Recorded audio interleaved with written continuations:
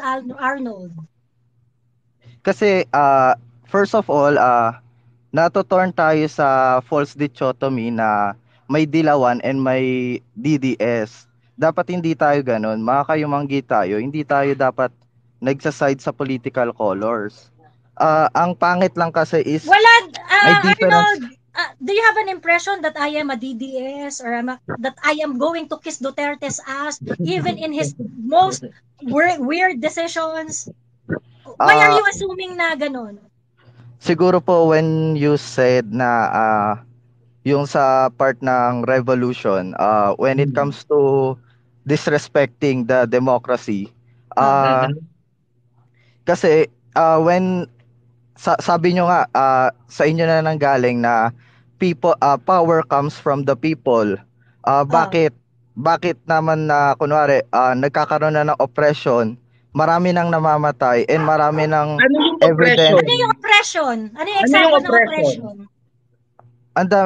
Ang daming oppressions na nangyari Like, under like, his term. Enumerate those yes. oppression. Okay. Hmm. Yung EJK, hindi yun madadala sa ICC kung walang baseless or kung walang reliable information na What are the reliable dadala. information that is used in Sinunggap that ba? ICC case? Yes. Yung Do you yung know? drug killings, What is the yung Kanino basis war of on pangalan? that? drugs. What Sino is na the basis EJK? of that? Was there any document, name of person, list, individuals, amount of drugs that were involved or whatsoever? Yes. Does it have that? Dun sa The are fact you that sure?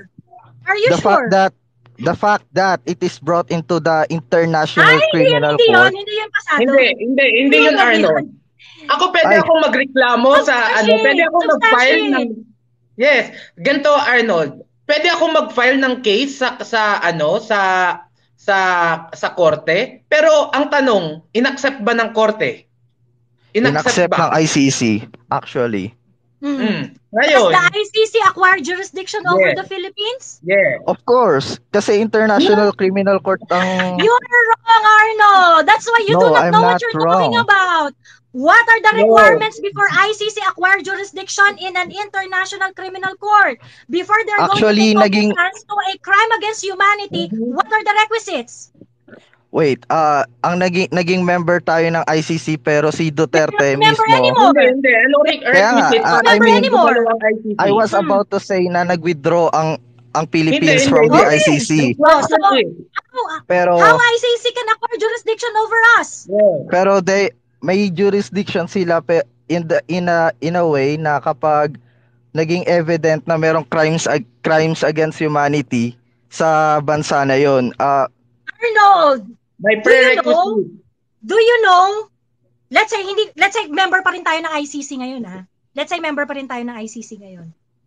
Do you know that before an ICC, an International Criminal Court, can acquire jurisdiction over a claim that a certain crime against humanity happened in that country, you have to prove this fact first. And what is this fact? And this is just jurisdictional question, ha? Hindi pa natin pag-uusapan dito kung totoo yung EJK o hindi.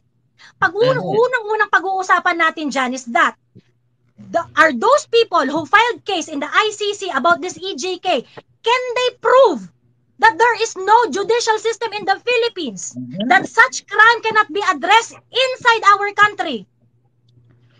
Can you prove What's that? funny here in this conversation is What's funny is you do obvious not know the naman. rules. Yes. Hindi, What's funny obvious is you do not naman. know You the are rules. talking about.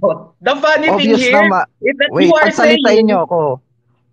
Kasi sinasapawan nyo It's kasi yung Arnold, points it's namin eh. Arnold, wait. oh, Sinasapawan nyo I yung just said point I was namin asking eh. you already. It's time for you to answer. And I want you to answer based on my last argument. Do you know that?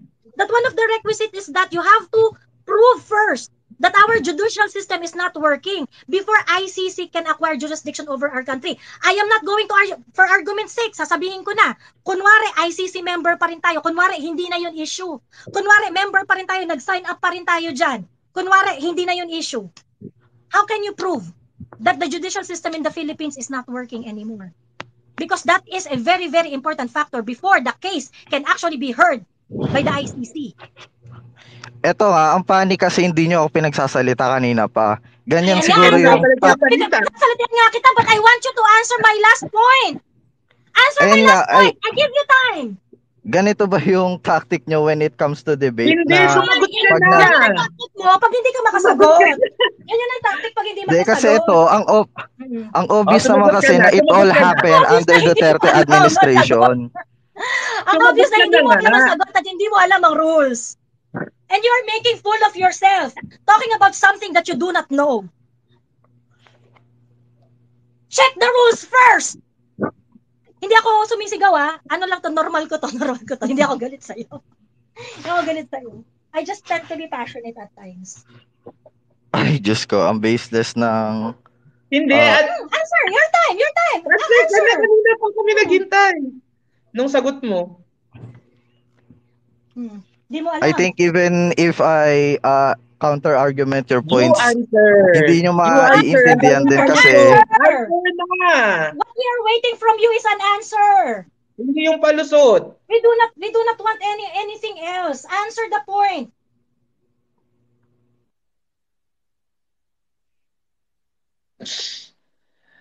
Guys, You can answer. bago makapasok dito ang ICC, dapat siguraduhin muna na dapat hindi nag-work ang If you cannot judicial answer, I'm system going to ask natin. others to Luke made the request already. I'm going to approve Luke. Hindi ka makasagot pagkatapos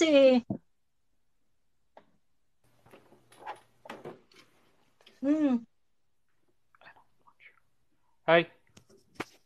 Hello, Hello? Luke. Am I heard? Yes, very clear. Yeah. Koko Loka, I wasn't telling you to shut up. It was more, I wanted to talk to Alvin. Si Alvin talaga yung sadya ko dito. Because? Wala lang. They made some very interesting points. I am not saying I don't watch I any can of your give content. my place to Alvin. Just give the point first. No, I don't. Just for transparency's sake, I don't watch any of your content. I don't interact with your content. No I worries. don't know what your politics is. I'm not here to call you DDS or what. But from what I can infer from listening over the past 30 minutes is that Go ahead. both of you are conservatives. You are vehemently against communism. You are against No, you're wrong. We are against terrorism. What we are against is communist terrorist group. Being a communist itself is not a crime. There's nothing wrong with it. Free education is a communist ideology. What we do not support and what we want gone in the society are the communist terrorist group. And who are they? CPP, the party, NPA, the armed group, and the NDF. And then DF, the legal front. Okay. I heard your little speech earlier. Okay, and you're very right. good. There is nothing wrong with being communist itself.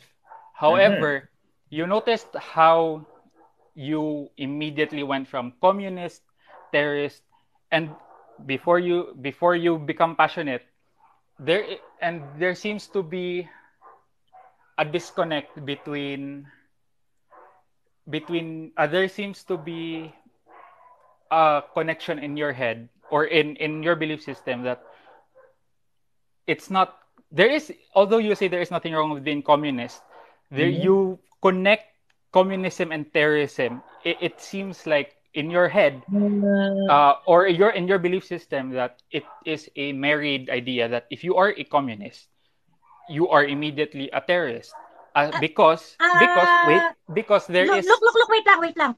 Magsasabi lang ako. Yung mga moderator ko, please do not mute anyone. Do not mute anyone. Let them talk. Jed, stop muting people. Tatanggalin ko yung moderator status mo. Game, look. I'm sorry. Like there is a connection between communism and terrorism, because while you say that there is nothing wrong with being communist, there is nothing wrong with believing in communist ideals, you have a problem with communist groups. like if we compare, if we find the connecting thread between the NDF, the CPP, and the NPA, what is the connecting thread with the three groups? Diba? Okay. Their ideology. Diba? Correct, And correct. diba? The But communist you don't ideology. have, Oh, yes, The but communist you have, ideology. yeah, but yes. you are only okay with The communist ideology. ideology as long Yes. Yes. as they don't Take up group arms. together. Take up arms. No, Yes. Yes. wait. And as No, long as I they do not didn't take up say. arms, and as long as they do not abet taking up arms. I And wasn't they don't finished. support. And they do not support. Well, yung abetting, it may come in many forms eh. Like, even if you're not going to hold arms, pero you're the one who's doing the orientation, you're the one who's facilitating these kids to join the armed movement, you are abetting the You terrorist are group. you So are the that's the one who is difference between ano gathering ha, funds. that's the difference between rebellion and terrorism. Sa terrorism, hindi mo kailangan magkaroon ng baril per se para maging terorista ka. Remember, the teachers of the suicide bombers, they do not hold guns. They are pastors, they are preachers teaching the Islam boy or the Islam girl on how to do jihad in the very, very fundamental way. That it's going to be okay to these kids to be a suicide bomber. So, ayun, hindi yun kailangan maghawak ng baril nung preacher na yun. But that preacher is a terrorist. So you have no problem with believing in an idea as long as it is not propagated and as long as they do not aspire or inspire violence, correct? Is that a Correct. correct assessment? Correct. Do you have the same problem with army solicitors, with No, I people, do not have the with same problem. No. Because Yes. army and why uniform not? men are different. Yes, because they are They have protecting the mandate. country. They have Against mandate. who? Yes, They we have, gave them power through our we gave them constitution. power. It's in our We agreed constitution. with Look. our You're right. You're right. You're right. You're constitution. right. Oh.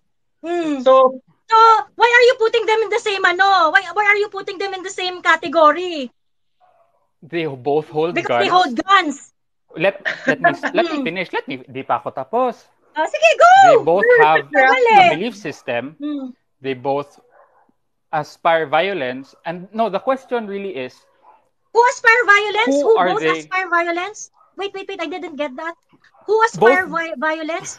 both the armed forces, anyone who takes up arms, I'm sorry, wishes Wait, or I'm sorry, wait. You are saying that the army are aspiring for violence? yes. There is a problem with you. No. Because Okay. you are part of the social contract and part of law enforcement is for them to suppress violence. And they cannot With suppress violence without taking up arms, look. So you are saying that the military are espousing violence when their very mandate is to suppress violence by being armed. What's wrong with you, Luke? what do they use? Lagi. Okay, fine. Oh, If they paano do sila not aspire to be nagkakaano ng violent, violence? why do they take up arms? Because we are To giving them pro- power to protect. is the But power that we give them democratic? Do we elect these Yes. military officials? I'll tell you the process, Luke. Yeah, The president is elected. The president is the commander-in-chief. Okay. The president appoints who's going to be the chief of staff. Right? Now, etong ating army, this is an institution created by our constitution. A constitution which is created by the people. A constitution for which the is you are people. part of. I This know. constitution is But our you social can go. contract. I So know. why It are you is the violating social. our social contract by saying that these military men are espousing violence? It is So are you just saying we strike down our constitution now? the Constitution is not as concrete as we'd like it to think. the Constitution has gone through amendments and changes over the years. Once the And we provision should on not follow the AFP Constitution. changed. Kaya Once nga, the provision on AFP changed, ever. that's the whole point. The problem, this is my not a problem. This is one of the critiques most leftists have with So conservatives. kinikriticize mo lang. Okay. Nagkakalinawan tayo. Okay, so kinikriticize mo lang. That is one of the that is one of the more yeah. Kaya nga. Okay. Look, Okay can na? I ask? How can our armed forces fight violence like Through CPP rosary? and PA? How can they fight them without taking up arms? How can they fight them? Praying? There is much. Give us your way, your solution. Alternative. How we can fight violence without giving power and guns to our armed forces? How about correct. Sige, go muna. I think there is much to be said about violence and how it is used. I think that the problem with fighting fire with fire is that it burns down the whole forest. How? If you're not going to fight fire with fire, how are you going to do it? Yes. With ano? With a smile. My mother. With your mother. With tackling the problems or tackling the habang tinututukan sila, guns already. They are killing kids alone. They are extorting people. They are putting properties in fire. So how do you want us to fight them? In people's faces. Come on, look. Do you think they will listen? Do you think they will listen? There is that. That is also a critique with no, conservatives. It's either always social reality. Look, come on, wake up. No, because people call reality is just what people. We are not safe. Look, if NPA are here, that's the truth. Bakit? Look, are you saying that the hole in Kit Absalon's face is just a critique, or is it a fact? I have no idea who. So you do not know how much is the hole on Kit Absalon's face? You do not know how much? It is yay big. That is not yay. So are you going to? And her face, the hole on her face is yay big. Is that a critique? What is that? That is a hole on her face. Pero that is the hole that is. So how are we going to fight that? And Kit Absalon is not even armed. Kit Absalon is not even armed. Tapos na? We good? No. We good? It's your turn, look. Okay, so ano magagawa ng critic mo? How? Will it save people like Kit Absalon? Kaya nga, no? Like, we always bring up all of the victims by the Communist Party. Yes, of course. Okay, I'll tell you how, Coco. This is not going to have any point if there are no victims. Coco, wait. Let me talk to Coco. You really want a solution? The solution here is not fighting them with bullets. The solution here is tackling the social issues that they are fighting for. Proper agrarian reform. While they are putting hope in people's faces? Are you fighting? Are you willing to risk people's lives, innocent lives? Are you willing to risk our people in the army? That's the difference here, my guy. That's the difference. They are willing to fight for us. They are willing to fight for us. Okay. You're both. While we are willing to risk our lives. Both of us are willing to risk our lives. They want to kill us. Nah. We're both willing to risk lives. Don't put the morals and duty on me, my guy. Let's talk bang. Agrarian reform. Patay. So, mamatay si Coco habang nag-agrarian reform tayo. Yun ang gusto ni Luke. Really? When the CPP and PA tried to reach a government... Kit Absalon is not even weak. Kit Absalon is not even armed. He's not fighting fire with fire. Tell me. Wala ng connection si Luke. Nawala ng connection. Tell me. Sinasabi mo that we are fighting fire with fire. But Kit Absalon is not armed. He is not fighting fire with fire. You're back, Luke. You're back. Yes. Kit Absalon is not fighting fire with fire. So tell me, Kit Absalon is not armed. My audio is being weird. Okay. Okay. My point. Okay. Okay na? Okay. Luke, thank you for dropping by, but I'm going to add another one. Pero mag-place ka lang ng request kung sakaling matapos siya, i-add kita ulit.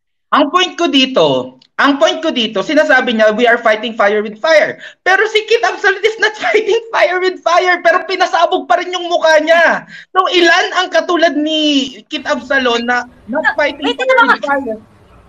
Sorry, hindi ikaw yung a-add ko, pero sige, bibigyan kita ng time. Oh. Hindi ikaw yung a-add ko, ang i-add ko dapat si ano. Saglit lang. See, look, if you have problems with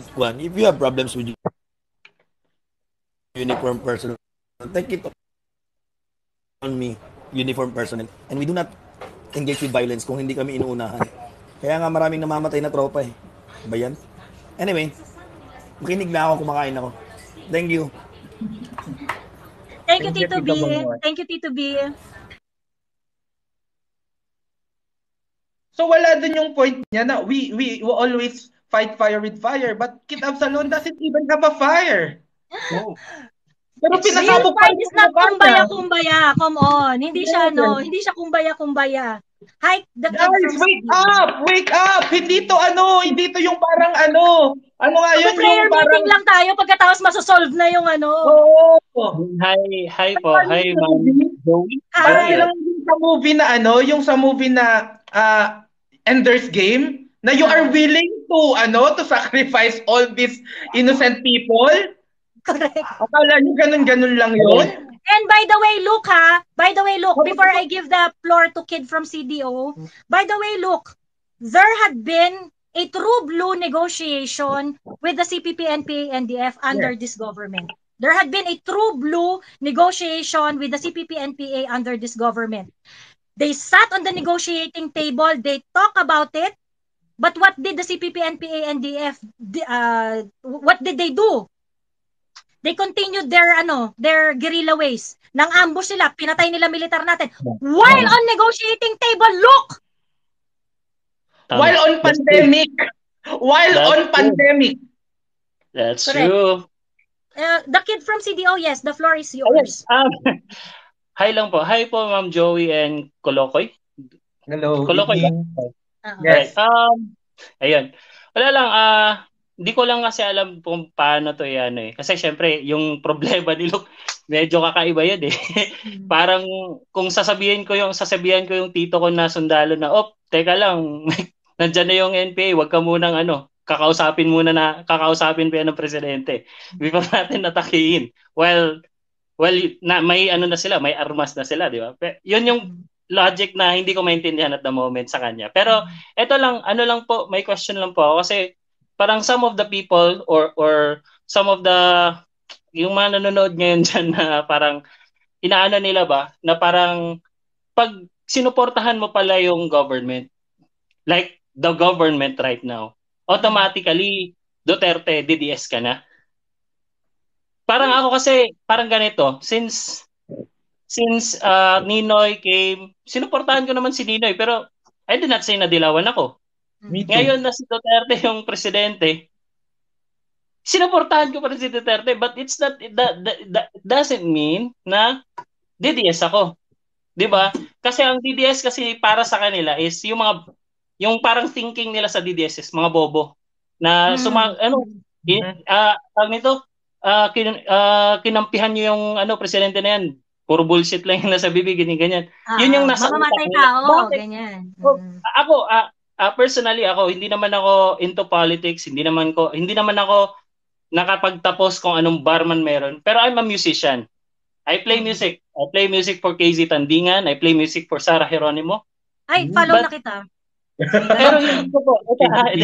Pero hindi ko po yun pinagyayabang na pag KZ Tandingan, Sarah Geronimo ako, Duterte agad yan. Susuportahan ko dapat si Duterte, dapat KZ dahil supporter ka ni ganito, ganyan. Dapat yan. Hindi eh.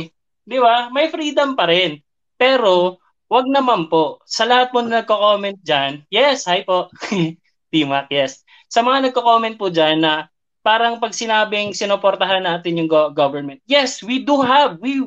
It's our job. It's our responsibility to protect and to support our government. Government natin to eh. Hindi naman to America or China government eh. Philippine government to eh. Di ba? Napakabobo kasi ng idea na itinanim nyo sa utak nyo na ito yung government ni Duterte. Puro patayan, puro ganito, ganyan. If puro patayan, men, sana sa lahat ng musicians na kilala ko ngayon na nasa inline sa industry, may nabalitaan sana akong namatay. Pero wala eh. Puro durugista yung namamatay, hindi musician. Di ba? Let's just think, if you're a law-abiding citizen, wala mangyayari sa'yo. Pero dahil nilagyan mo yung utak mo na ang dami namamatay, puro ano lang, puro hindi mayaman yung hindi pinapatay, puro mga ano bang term doon? Sorry, Bisaya. Ano bang term sa hindi mayaman? Puro poor lang yung pinapatay, ganyan, something like that. Di ba? Hindi ko mag-gets. Kasi pag sinuportahan ko ngayon yung government, automatically DDS na ako. And the situation should not be, the political conversation should not be that way. DDS Dilawan. Yes. Ang low. Hindi ganoon. Kasi yun lang eh, parang kanina lang ako nanonood sa inyo. You were not talking about Duterte. You were talking about your responsibility as a citizen, as a Filipino. Di ba? Yun lang. Wala na. So, exactly. Wow, there is nothing to talk about Duterte or Dilawan here. We are talking about, ano yung unang topic kanina, yung ICC, kung ano na yung pinag-uusapan. Ang layo na eh. Hanggang sa NPA, matatag ba natin sila as terrorist, ganito, ganyan. Di ba? Hindi eh. Ang layo eh. Tapos sasabihin, Para si Luke kanina, medyo bastos kasi ganito siya. Habang nagsasalita ka, okay. Di ba? You're not respecting the person who is hosting this debate also, di ba? Para sa akin, doon pa lang, minus na yun. Para sa akin, minus na yun. Hindi mo nga kinikalala yung taong nag-host ngayon, tapos parang ikaw bastos ka pa sumagot. That is not the way how you debate. How do you do a debate?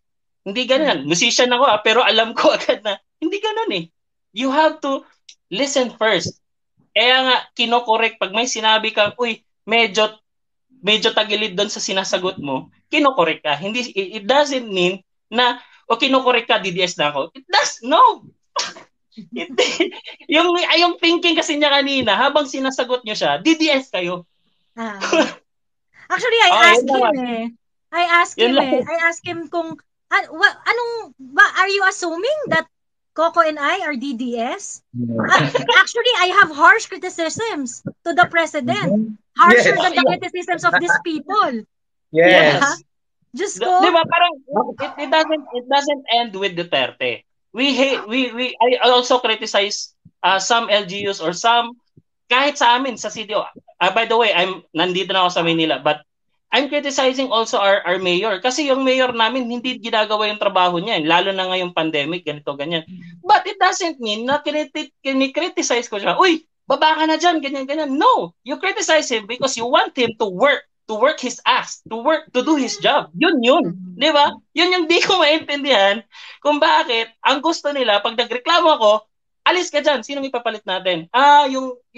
Ipapalit natin yung hindi makikipag-away, hindi makikipag ng barilan towards kung sino mang terrorist dito sa Pilipinas. At hihintayin lang natin yung ICC kasi yun dapat yung justice system natin, hindi yung Philippine justice. So, yan lang. Sana clear sa inyo na mga nanonood kasi kanina pa ako nanonood dito. Ayan habang inaayos ko yung mga gamit ko dito, natatawa lang ako, bakit ganun yung utak ng mga bata ngayon? Well, I don't know. I'm not the educated person. I'm not the educated person here, but parang, utak na lang ba na maintindihan mo? Oo nga, no? Kaya yun pala, tama. Di ba? Ganun lang. Correct. Okay. Thank you, Sir Kid. No problem. Thank you. Ganito kasi, guys. Kunwari, nagsasalita yung tao and we think there is a point that should be addressed right away. Katulad nung sinasabi niya na yung ano natin, yung army natin, yung armed forces natin is equally violent sa NPA, is equally harboring violence. Dapat i-address natin agad 'yun. Hindi naman natin pwedeng pasalitain muna siya ng 100 na patapusin siya ng patapusin. Kung meron ng point na pwede nating pag-usapan, then saka tayo pupunta sa susunod na point. So, kung yun nga, hindi niya nasasagot kung paano natin lalabanan yung NPA without giving our forces arms. Nagsasuggest siya ng something na hindi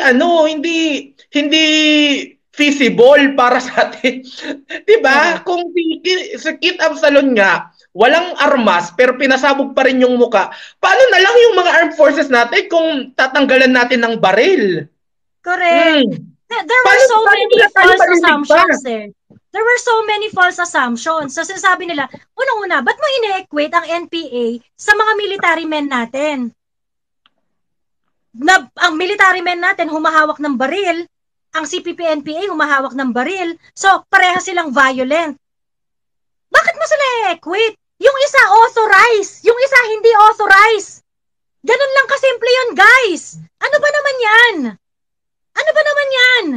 And, okay, I acknowledge the fact that there are some military men who may abuse their powers. Diba? Binigyan natin sila ng kapangyarihan. And there are some military men and some uniformed personnel who may abuse their power. Especially they're holding guns. Don't we have a system wherein we can hold this abusive military personnel in proper venue? We can sue them in the tribunal, in the military court. We can sue them in a regular court. We can sue them administratively. Ang dami-daming paraan. Ang dami-daming ways kung paano mo ma-hold yung erring military men, erring man in uniform. Pero kapag yung kay Kit Absalon, yung pumatay kay Kit Absalon, yung mga goons na NPA, pag gumawa sila ng krimen, how are we going to hold them accountable? Sige nga. Yung data yung mga information ng mga military men natin nasa atin, nasa record natin. Mahanap natin 'yan. Madam, may NPA, yung mga taong